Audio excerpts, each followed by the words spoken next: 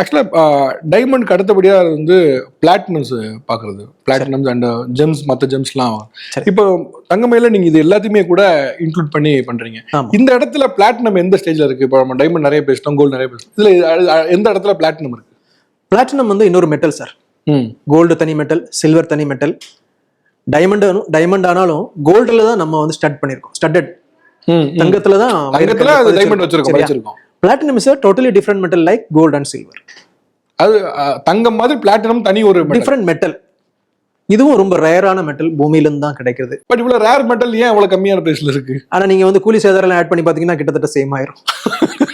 Very rare metal. இந்தியாலேயே வேர்ல்டுலயே totally manufacturers பாத்தீங்கன்னா நியர்லி 30 to 40 பேர் தான் இருக்காங்க நகை செய்யறதுக்கு. ஸோ அந்த அளவுக்கு ஒரு ரேர் மெட்டல் பிளாட்டினம்.